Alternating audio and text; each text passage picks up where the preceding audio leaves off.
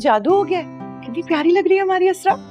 शुक्र है मेरी बेटी के चेहरे पे भी जिंदगी के आसार आए। अल्हम्दुलिल्लाह। अब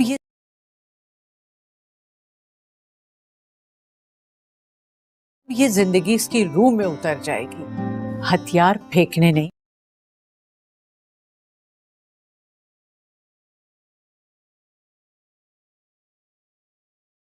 चाहिए। अगर खुद गिर जाए तो?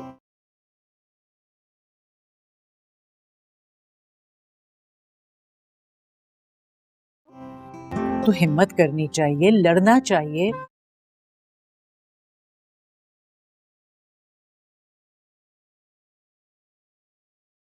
मैदान छोड़ के नहीं भागना चाहिए।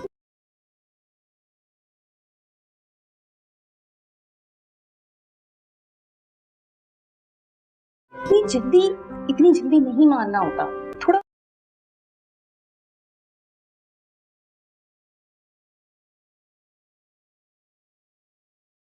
थोड़ा नखरे शखरे दिखाने होते हैं। अच्छा,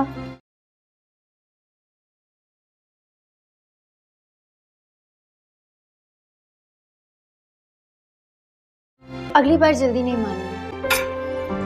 देखो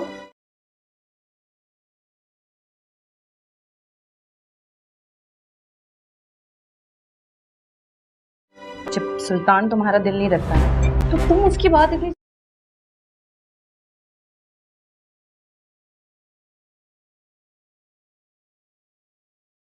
जल्दी क्यों मान लेती हो? मुझे तो बहुत अफसोस हो रहा है।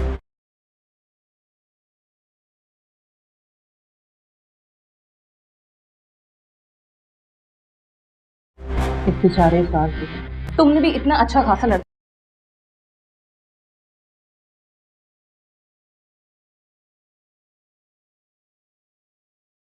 लड़का छोड़ के इस खपती सुल्तान से शादी कर।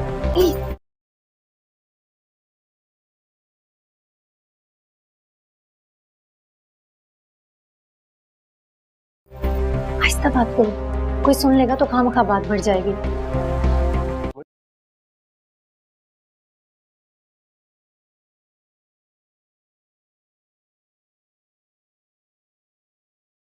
मुझे समझ में नहीं आ रहा कि सुल्तान के बारे में ऐसा क्या है जो लड़कियों को इतना अट्रैक्ट करता है। वो अपनी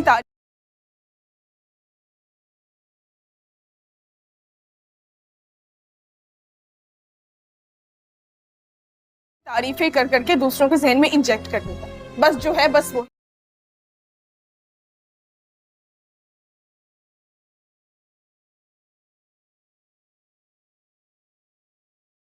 वो ही है जो उसकी बात नहीं मानता, उसको डिग्रेड कर और मनवा कर ही छोड़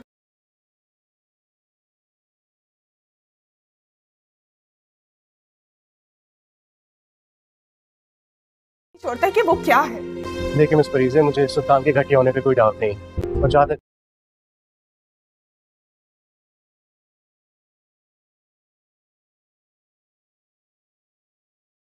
रही बात हमारी चांदनी की, तो हम उसे एक सेकंड के लिए भी अकेला नहीं छोड़ेंगे। उसे थामने के लिए हम हैं ना।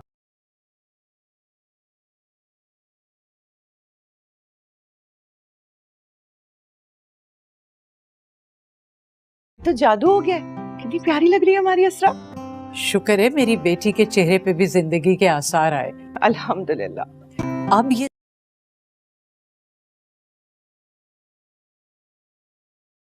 जिंदगी इसकी रूह में उतर जाएगी, हथियार फेंकने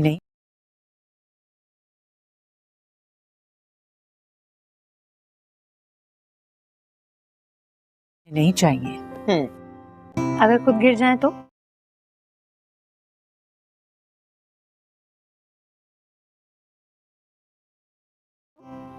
तो हिम्मत करनी चाहिए, लड़ना चाहिए।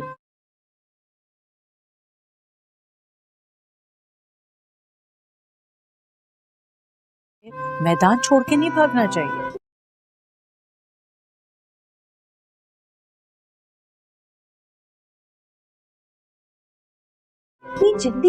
इतनी जल्दी नहीं मानना होता।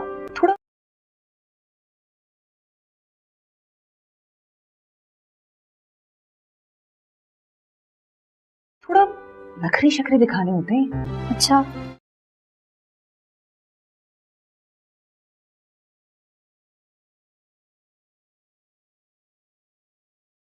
अगली बार जल्दी नहीं मानेंगे। देखो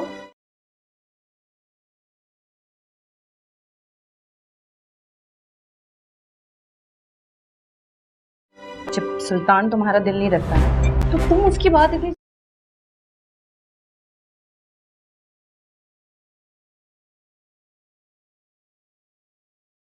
जल्दी क्यों मान लेती हो? मुझे तो बहुत अफसोस हो रहा है।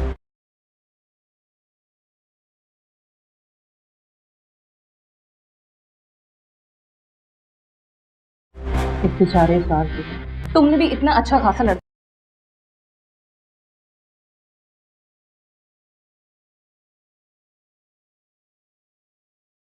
लड़का छोड़ के इस खपती सुल्तान से शादी कर।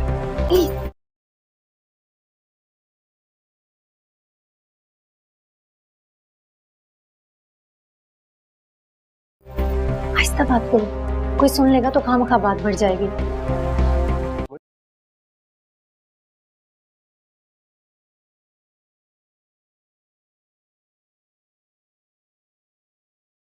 मुझे समझ में नहीं आ रहा कि सुल्तान के बारे में ऐसा क्या है जो लड़कियों को इतना अट्रैक्ट करता है। वो अपनी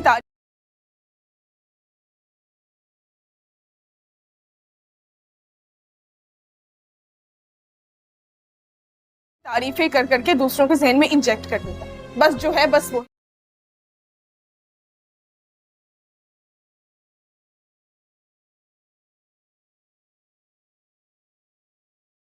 ही है जो उसकी बात नहीं मानता, उसको डिग्रेड कर और मनवा कर ही छोड़।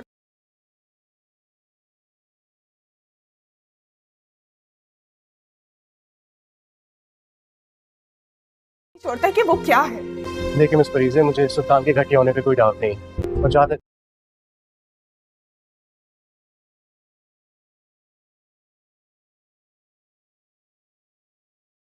रही बात हमारी चांदनी की, तो हम उसे एक सेकंड के लिए भी अकेला नहीं छोड़ेंगे। उसे थामने के लिए हम हैं ना।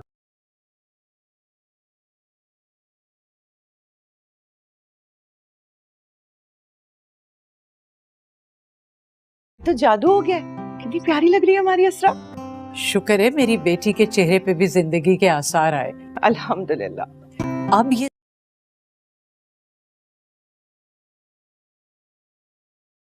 जिंदगी इसकी रूह में उतर जाएगी, हथियार फेंकने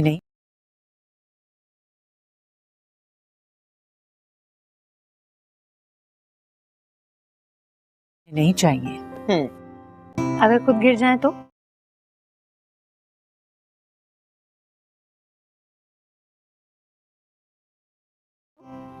तो हिम्मत करनी चाहिए, लड़ना चाहिए।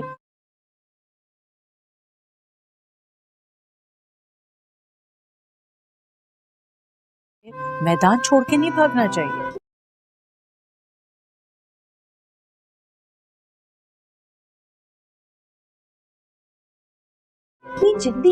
इतनी जल्दी नहीं मानना होता।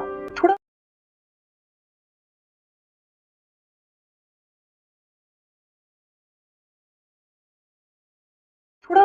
नखरे शखरे दिखाने होते हैं। अच्छा,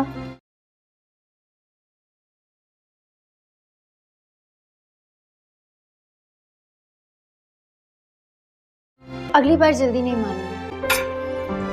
देखो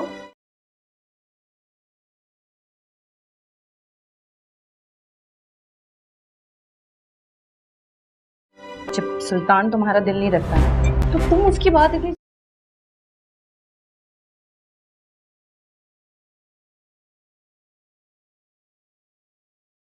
जल्दी क्यों मान लेती हो? मुझे तो बहुत अफसोस हो रहा है।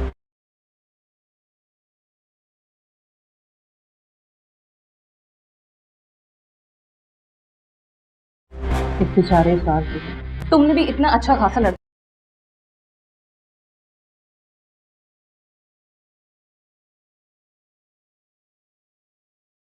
लड़का छोड़ के इस खपती सुल्तान से शादी कर।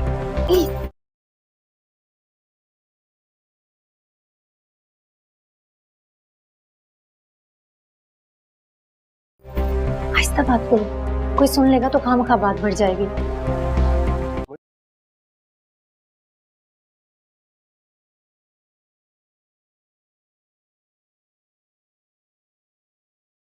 मुझे समझ में नहीं आ रहा कि सुल्तान के बारे में ऐसा क्या है जो लड़कियों को इतना अट्रैक्ट करता है। वो अपनी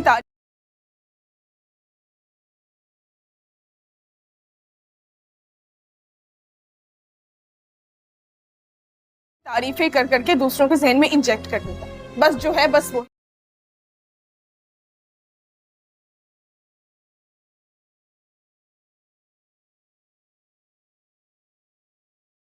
वही है जो उसकी बात नहीं मानता, उसको डिग्रेड कर और मनवा कर ही छोड़ता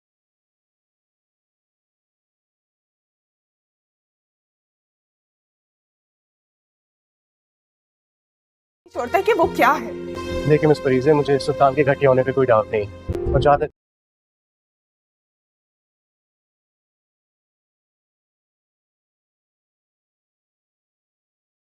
रही बात हमारी चांदनी की, तो हम उसे एक सेकंड के लिए भी अकेला नहीं छोड़ेंगे। उसे थामने के लिए हम हैं ना।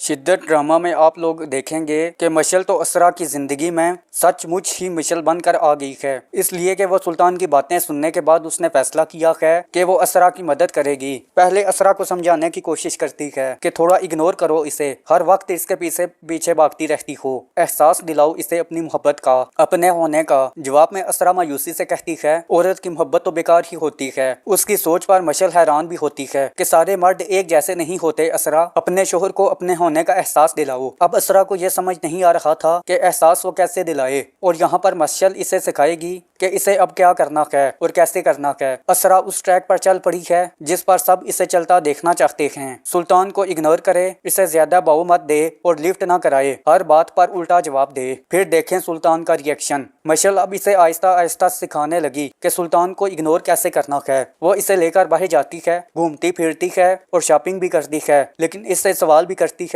तुम अपने घर वालों से मदद क्यों नहीं मांगती। जवाब में असरा बताती है एक बार कोशिश की थी मैंने अपने घर वालों को बताने से मदद मांगने की, तो फिर क्या होना था, मेरी माँ को सुल्तान के ऑफिस में जाकर इसकी मिन्नतें करनी पड़ी थी कि इनकी बेटी को आकर ले जाए। बेटी का घर बसाने के लिए सुल्तान के सामने मेरी अम्मा को झुकना पड़ा। दूसरी तरफ सुल्तान का फोन असरा को आता है और वो कहता है असरा तुम कहाँ हो, तुम घर पर नहीं हो। जवाब में असरा मशल के इशारे समझते हुए सुल्तान को तगड़ा सा जवाब देती है मैं बाहर हूँ और घर जाकर आपसे बात करती हूँ, और फोन बंद कर देती है। सुल्तान को तो हैरत का शदीद झटका लगता है कि आज से पहले असरा ने कभी इसके साथ ऐसा नहीं किया, इसे इस तरह जवाब दिया और ना ही इस तरह कभी उसने फोन बंद किया। इसे समझ नहीं आ रही कि असरा में इतनी बड़ी तब्दीली आ कैसे रही है। आज तक इसने मुझे कभी इग्नोर नहीं किया, इसमें इतनी हिम्मत आई कहाँ से। वो मशल के समझाने पर आराम से तसल्ली से शॉपिंग करके घर वापस जाती है और घर में सुल्तान इंतजार कर रहा है असरा का कि अभी तक वो आई क्यों नहीं है। दूसरी तरफ सुल्तान अपने दोस्त जुनैद को कहता है यार वैसे माइंड ना करना, एक बात तुमसे कहनी है, कभी कभी मुझे तुम्हारी हालत पर रहम आता है। जुनैद हैरान होकर सवाल करता है क्यों, जिस पर सुल्तान हंसते हुए कहता है और तंज करता है और कहता है कि कम से कम तुम्हारी बीवी तुमको कुछ बताकर ही तो जाती, और तुम्हें तो पता ही नहीं है कि तुम्हारी बीवी कहाँ पर है। अब मेरी बीवी को ही देख लो, अब तुम दर बदर फिर रहे हो। इसको लगता है कि जुनैद ने मशल को काफी डील दे रखी है और ये सुल्तान इतना जेलस है कि इसकी पूरी कोशिश होगी कि मशल और जुनैद की हस्ती बस्ती जिंदगी में भी चिंगारी सुलगा सके। शिद्दत ड्रामा में आप लोग देखेंगे कि मशल तो असरा की ज़िंदगी में सचमुच ही मिशल बनकर आ गई है, इसलिए कि वो सुल्तान की बातें सुनने के बाद उसने फैसला किया है कि वो असरा की मदद करेगी। पहले असरा को समझाने की कोशिश करती है कि थोड़ा इग्नोर करो इसे, हर वक्त इसके पीछे पीछे भागती रहती हो, एहसास दिलाओ इसे अपनी मोहब्बत का, अपने होने का। जवाब में असरा मायूसी से कहती है औरत की मोहब्बत तो बेकार ही होती है। उसकी सोच पर मशल हैरान भी होती है कि सारे मर्द एक जैसे नहीं होते। असरा अपने शोहर को अपने होने का एहसास दिलाओ। अब असरा को यह समझ नहीं आ रहा था कि एहसास वो कैसे दिलाए, और यहाँ पर मशल इसे सिखाएगी कि इसे अब क्या करना है और कैसे करना है। असरा उस ट्रैक पर चल पड़ी है जिस पर सब इसे चलता देखना चाहते हैं। सुल्तान को इग्नोर करे, इसे ज्यादा बाऊ मत दे और लिफ्ट ना कराए, हर बात पर उल्टा जवाब दे। फिर देखें सुल्तान का रिएक्शन। मशल अब इसे आहिस्ता आहिस्ता सिखाने लगी कि सुल्तान को इग्नोर कैसे करना है। वो इसे लेकर बाहर जाती है, घूमती फिरती है और शॉपिंग भी करती है, लेकिन इससे सवाल भी करती है तुम अपने घर वालों से मदद क्यों नहीं मांगती। जवाब में असरा बताती है एक बार कोशिश की थी मैंने अपने घर वालों को बताने से मदद मांगने की, तो फिर क्या होना था, मेरी माँ को सुल्तान के ऑफिस में जाकर इसकी मिन्नतें करनी पड़ी थी कि इनकी बेटी को आकर ले जाए। बेटी का घर बसाने के लिए सुल्तान के सामने मेरी अम्मा को झुकना पड़ा। दूसरी तरफ सुल्तान का فون اسرا کو آتا ہے اور وہ کہتا ہے اسرا تم کہاں ہو, تم گھر پر نہیں ہو. جواب میں اسرا مشعل کے اشارے سمجھتے ہوئے سلطان کو تگڑا سا جواب دیتی ہے میں باہر ہوں اور گھر جا کر آپ سے بات کرتی ہوں, اور فون بند کر دیتی ہے. سلطان کو تو حیرت کا شدید جھٹکا لگتا ہے کہ آج سے پہلے اسرا نے کبھی اس کے ساتھ ایسا نہیں کیا, اسے اس طرح جواب دیا اور نہ ہی اس طرح کبھی اس نے فون بند کیا. اسے سمجھ نہیں آ رہی کہ اسرا میں اتنی بڑی تبدیلی آ کیسے رہی ہے. آج تک اس نے مجھے کبھی اگنور نہیں کیا, اس میں اتنی ہمت آئی کہاں سے. وہ مشعل کے سمجھانے پر آرام سے تسلی سے شاپنگ کر کے گھر واپس جاتی ہے اور گھر میں سلطان انتظار کر رہا ہے اسرا کا کہ ابھی تک وہ آئی کیوں نہیں ہے. دوسری طرف سلطان اپنے دوست جنید کو کہتا ہے یار ویسے مائنڈ نہ کرنا, ایک بات تم سے کہنی ہے, کبھی کبھی مجھے تمہاری حالت پر رحم آتا ہے. جنید حیران ہو کر سوال کرتا ہے کیوں, جس پر سلطان ہنستے ہوئے کہتا ہے اور طنز کرتا ہے اور کہتا ہے کہ کم سے کم تمہاری بیوی تم کو کچھ بتا کر ہی تو جاتی, اور تمہیں تو پتہ ہی نہیں ہے کہ تمہاری بیوی کہاں پر ہے. اب میری بیوی کو ہی دیکھ لو, اب تم در بدر پھر رہے ہو. اس کو لگتا ہے کہ جنید نے مشعل کو کافی ڈیل دے رکھی ہے, اور یہ سلطان اتنا جیلس ہے کہ اس کی پوری کوشش ہوگی کہ مشعل اور جنید کی ہستی بستی زندگی میں بھی چنگاری سلگا سکے.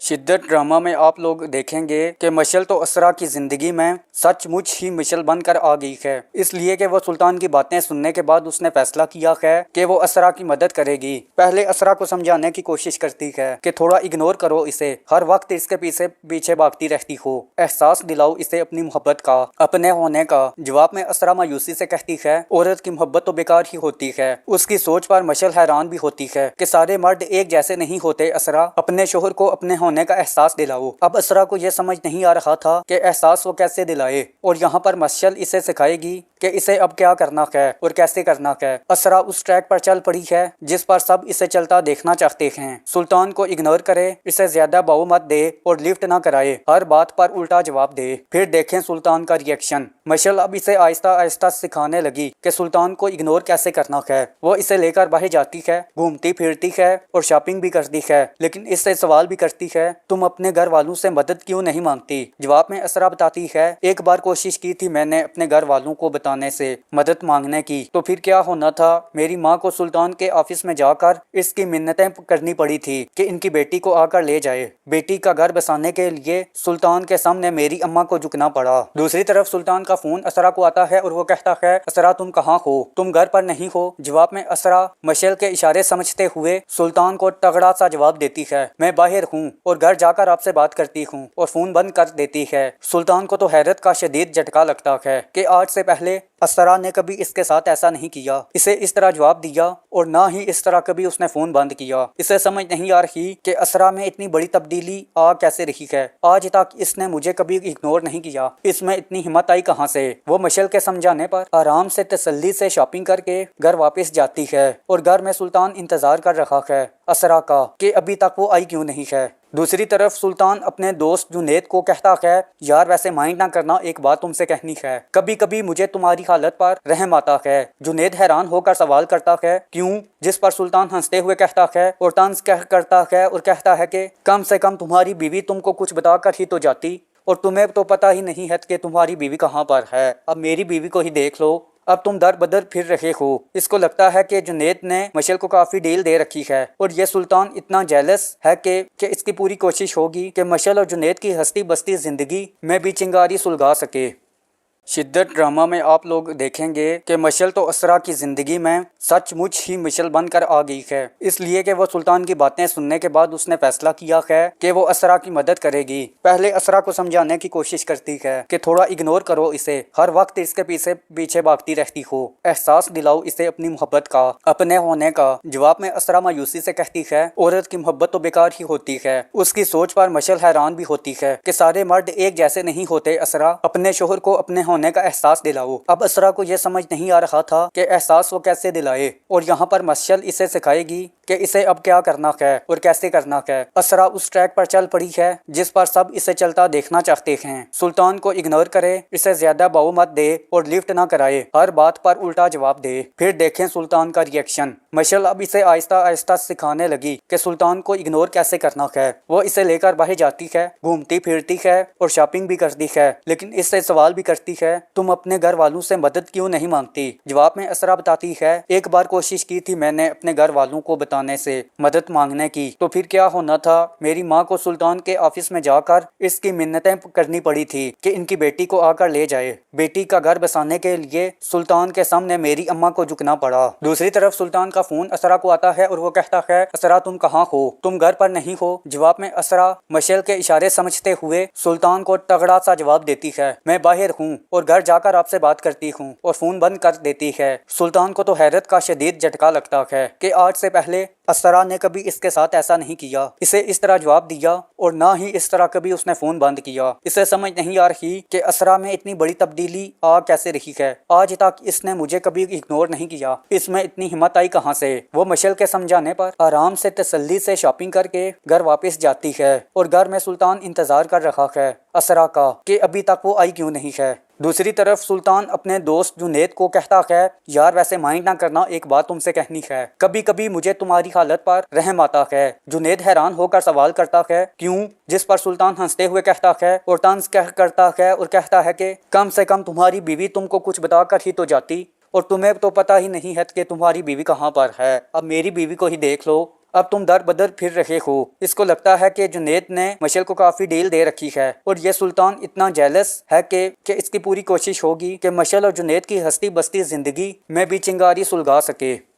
शिद्दत ड्रामा में आप लोग देखेंगे कि मशल तो असरा की ज़िंदगी में सचमुच ही मशल बनकर आ गई है, इसलिए कि वो सुल्तान की बातें सुनने के बाद उसने फैसला किया है कि वो असरा की मदद करेगी। पहले असरा को समझाने की कोशिश करती है कि थोड़ा इग्नोर करो इसे, हर वक्त इसके पीछे पीछे भागती रहती हो, एहसास दिलाओ इसे अपनी मोहब्बत का, अपने होने का। जवाब में असरा मायूसी से कहती है औरत की मोहब्बत तो बेकार ही होती है। उसकी सोच पर मशल हैरान भी होती है कि सारे मर्द एक जैसे नहीं होते। असरा अपने शोहर को अपने होने का एहसास दिलाओ। अब असरा को यह समझ नहीं आ रहा था कि एहसास वो कैसे दिलाए, और यहाँ पर मशल इसे सिखाएगी कि इसे अब क्या करना है और कैसे करना है। असरा उस ट्रैक पर चल पड़ी है जिस पर सब इसे चलता देखना चाहते हैं। सुल्तान को इग्नोर करे, इसे ज्यादा बाऊ मत दे और लिफ्ट ना कराए, हर बात पर उल्टा जवाब दे। फिर देखें सुल्तान का रिएक्शन। मशल अब इसे आहिस्ता आहिस्ता सिखाने लगी कि सुल्तान को इग्नोर कैसे करना है। वो इसे लेकर बाहर जाती है, घूमती फिरती है और शॉपिंग भी करती है, लेकिन इससे सवाल भी करती है तुम अपने घर वालों से मदद क्यों नहीं मांगती। जवाब में असरा बताती है एक बार कोशिश की थी मैंने अपने घर वालों को बताने से मदद मांगने की, तो फिर क्या होना था, मेरी माँ को सुल्तान के ऑफिस में जाकर इसकी मिन्नतें करनी पड़ी थी कि इनकी बेटी को आकर ले जाए। बेटी का घर बसाने के लिए सुल्तान के सामने मेरी अम्मा को झुकना पड़ा। दूसरी तरफ सुल्तान का फोन असरा को आता है और वो कहता है असरा तुम कहाँ हो, तुम घर पर नहीं हो। जवाब में असरा मशल के इशारे समझते हुए सुल्तान को तगड़ा सा जवाब देती है मैं बाहर हूँ और घर जाकर आपसे बात करती हूँ, और फोन बंद कर देती है। सुल्तान को तो हैरत का शदीद झटका लगता है कि आज से पहले असरा ने कभी इसके साथ ऐसा नहीं किया, इसे इस तरह जवाब दिया और ना ही इस तरह कभी उसने फोन बंद किया। इसे समझ नहीं आ रही कि असरा में इतनी बड़ी तब्दीली आ कैसे रही है। आज तक इसने मुझे कभी इग्नोर नहीं किया, इसमें इतनी हिम्मत आई कहाँ से। वो मशल के समझाने पर आराम से तसल्ली से शॉपिंग करके घर वापस जाती है और घर में सुल्तान इंतजार कर रहा है असरा का कि अभी तक वो आई क्यों नहीं है। दूसरी तरफ सुल्तान अपने दोस्त जुनैद को कहता है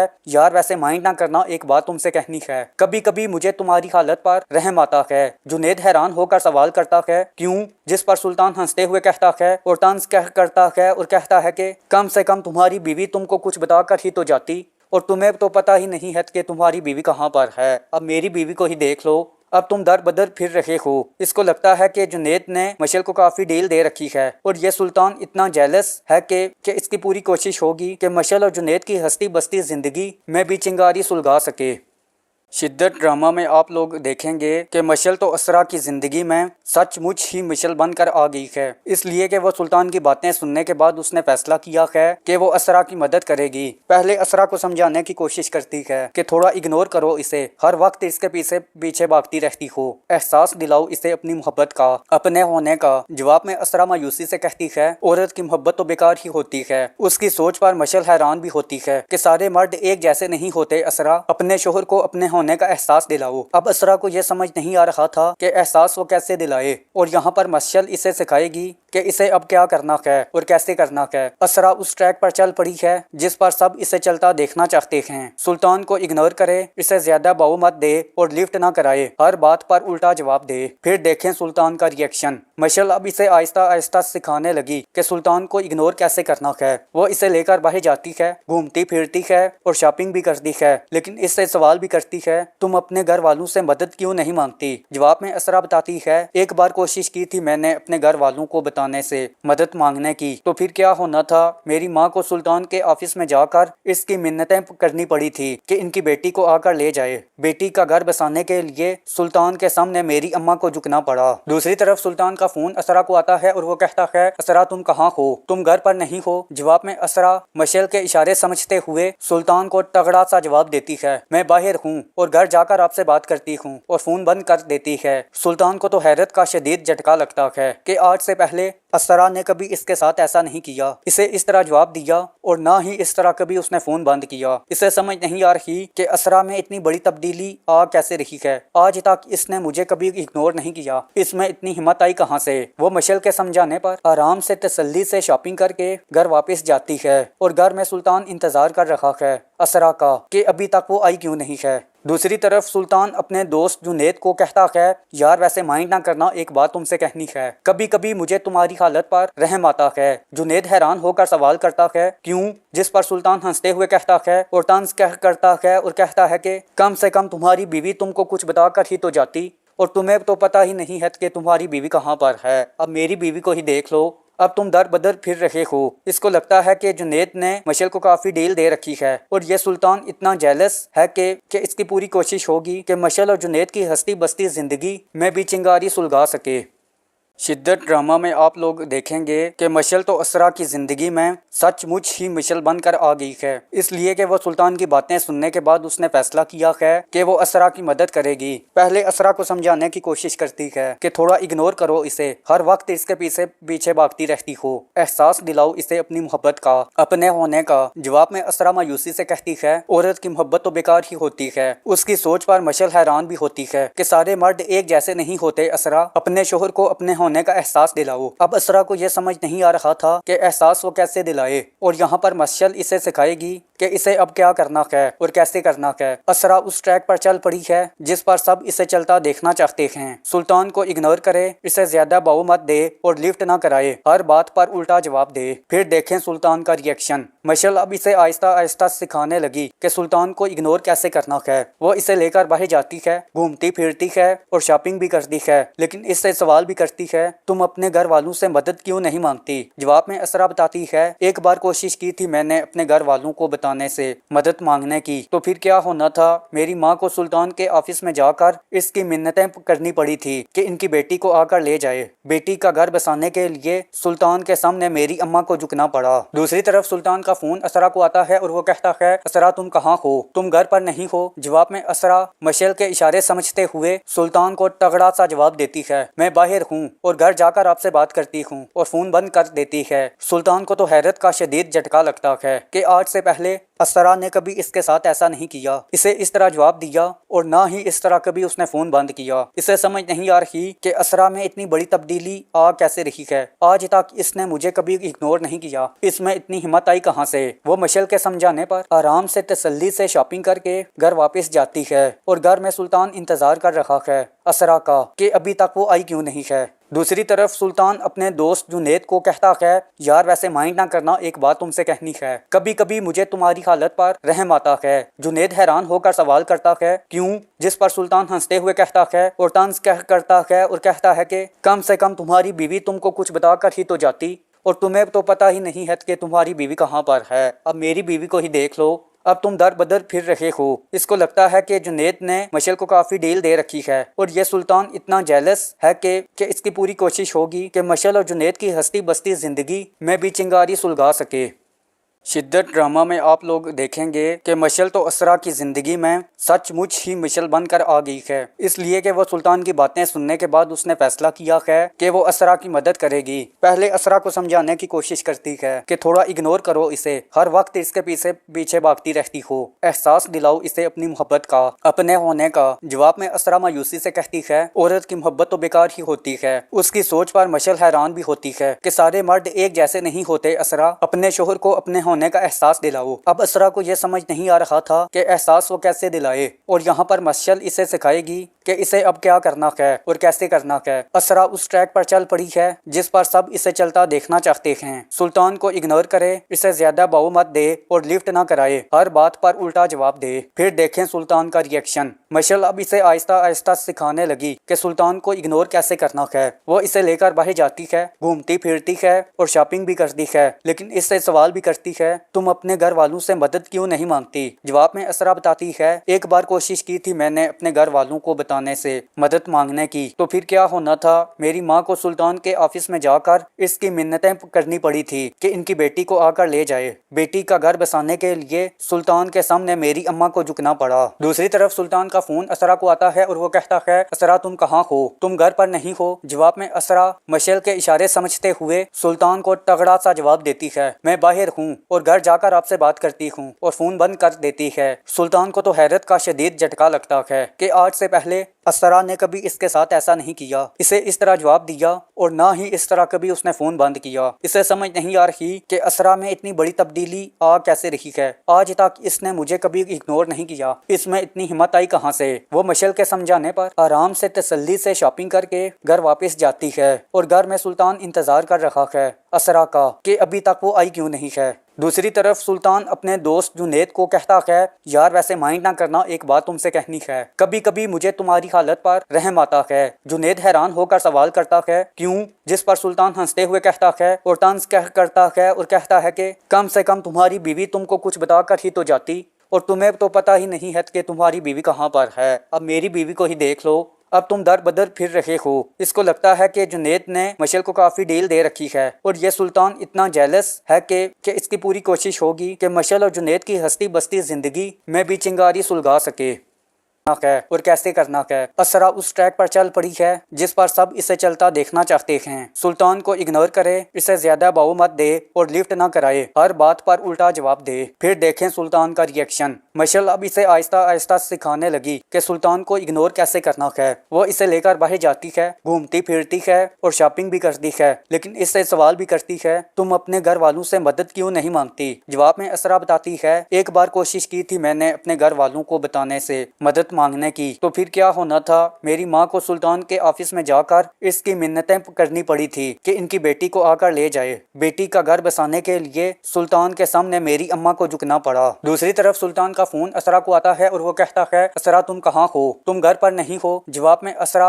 मशल के इशारे समझते हुए सुल्तान को तगड़ा सा जवाब देती है मैं बाहर हूँ और घर जाकर आपसे बात करती हूँ, और फोन बंद कर देती है। सुल्तान को तो हैरत का शदीद झटका लगता है कि आज से पहले असरा ने कभी इसके साथ ऐसा नहीं किया, इसे इस तरह जवाब दिया और ना ही इस तरह कभी उसने फोन बंद किया। इसे समझ नहीं आ रही कि असरा में इतनी बड़ी तब्दीली आ कैसे रही है। आज तक इसने मुझे कभी इग्नोर नहीं किया, इसमें इतनी हिम्मत आई कहाँ से। वो मशल के समझाने पर आराम से तसल्ली से शॉपिंग करके घर वापस जाती है और घर में सुल्तान इंतजार कर रहा है असरा का कि अभी तक वो आई क्यों नहीं है। दूसरी तरफ सुल्तान अपने दोस्त जुनैद को कहता है यार वैसे माइंड ना करना, एक बात तुमसे कहनी है, कभी कभी मुझे तुम्हारी हालत पर रहम आता है। जुनैद हैरान होकर सवाल करता है क्यों, जिस पर सुल्तान हंसते हुए कहता है और तंज करता है और कहता है कि कम से कम तुम्हारी बीवी तुमको कुछ बताकर ही तो जाती, और तुम्हें तो पता ही नहीं है कि तुम्हारी बीवी कहाँ पर है। अब मेरी बीवी को ही देख लो, अब तुम दर बदर फिर रहे हो। इसको लगता है कि जुनैद ने मशल को काफी डील दे रखी है और ये सुल्तान इतना जेलस है कि इसकी पूरी कोशिश होगी कि मशल और जुनैद की हस्ती बस्ती जिंदगी में भी चिंगारी सुलगा सके। नूरा की सारी जिंदगी मशक्क़त में बसर हुई थी। वो एक छोटे से गांव में रहती थी। जब वो छोटी थी तो उसे पूरे घर को संभालना पड़ता था क्योंकि उसकी माँ गांव की जमींदार की हवेली में मुलाजमा थी। वो सुबह से शाम तक हवेली में काम में मसरूफ रहती। इस खिदमत के उसे इतने रुपए पैसे मिल जाते थे कि वो अपने 4 बेटों और नूरा का खर्च उठा लेती थी। गांव की जमींदार की हवेली में काम करने का सबब ये था उसका शोहर इस दुनिया में मौजूद नहीं था। एक दफा जोर की बारिशें हुई थी। इन बारिशों के नतीजे में सैलाब आ गया और वो उसी सैलाब की जद हो गया था। दुनिया से शोहर के चले जाने के बाद नूरा की माँ की मुसीबतों का दौर शुरू हो गया। वो एक बाहिम्मत औरत थी। उसने फैसला कर लिया था कि हर मुश्किलात का मर्दाना वार मुकाबला करेगी और बच्चों को इस काबिल करेगी कि वो अपने पैरों पर खड़े हो जाएं। नूरा चूंकि घर में सबसे बड़ी थी इसलिए माँ के काम पर चले जाने के बाद वही घर संभालती थी। छोटे बहन भाइयों के लिए खाना पकाना, उनकी देखभाल और घर के दूसरे काम इसी को करना पड़ते थे। माँ और नूरा की मेहनत रंग लाई। नूरा के चारों भाई बड़े हो गए। उन्होंने रोजगार की खातिर शहर का रुख किया और फिर वहीं मुस्तकिल सकूनियत इख्तियार कर ली। शहर से वो माँ को थोड़े बहुत पैसे भेज दिया करते थे।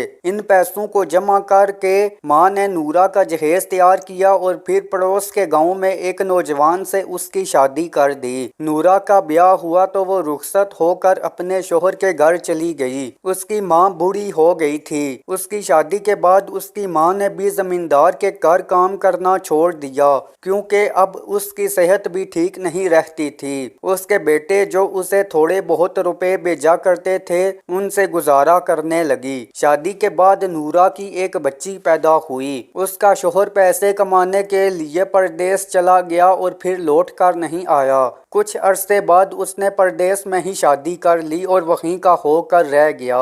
इसने ये भी नहीं सोचा कि अब इसकी बीवी और बच्ची का क्या होगा। इधर शोहर ने नजरें फेरी तो उधर ससुराल वालों के रवैये में भी तब्दीली आ गई और एक रोज उन्होंने भी नूरा को जबरदस्ती घर से निकाल दिया। नूरा के वैसे तो 4 भाई थे मगर वो अपनी अपनी शादियां करके शहर में रहने लगे थे। नूरा पर ये अफताद पड़ी तो उन्होंने भी इसका साथ नहीं दिया।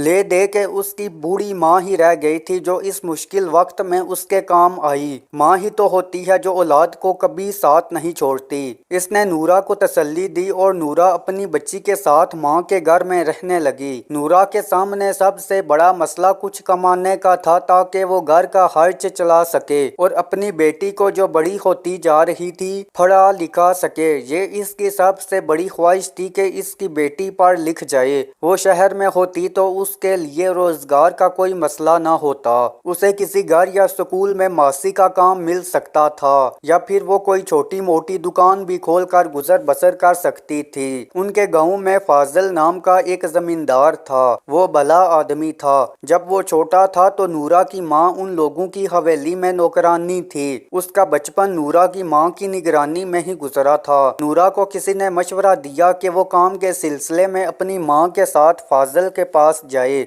उसकी बहुत सारी जमीनें हैं, शायद वो इसको खेतों पर काम करने के लिए रख ले। नूरा को लेकर फाजिल के पास पहुंची और अपनी बेता सुनाकर उसे दरख्वास्त की कि वो इसे कोई काम दे दे ताकि वो अपनी बेटी के साथ सुकून से गुजर बसर कर सके। क्योंकि फाजिल का बचपन नूरा की माँ के सामने ही गुजरा था। उसे अभी तक याद था कि नूरा की माँ उससे बहुत प्यार करती थी और उसे बहुत अच्छी अच्छी कहानियाँ भी सुनाया करती थी। उसे जब नूरा की दुख भरी कहानी का पता चला तो उसको बहुत अफसोस हुआ। उसने दिल ही दिल में इसके शोहर को बुरा भला कहा जो उसे और अपनी बेटी को छोड़कर चला गया था और पलट कर खबर तक नहीं ली। फाजिल ने थोड़ी सोच विचार के बाद उससे कहा, मैं तुम्हें अपने खेतों पर काम के लिए तो रख लूं मगर मुझे खदशा है कि इस मशक्कत से तुम घबरा ना जाओ। मैंने खेतों पर पानी देने के लिए जो आदमी रखे हैं उनके काम से मुतमईन नहीं हूँ। वो जान छुड़ाने के लिए खेतों की आसपास की जमीन तो गीली कर देते हैं मगर अच्छी तरह पानी नहीं देते। इसके अलावा वो खाद और जरासीम कश दवाएं भी वक्त पर खेतों में नहीं डालते और ना ही खेतों की सफाई सुथराई पर ध्यान देते हैं। इस वजह से मेरी ज़मीनों पर पिछले साल भी अच्छी फसल नहीं हुई और इस साल भी कोई उम्मीद नहीं है।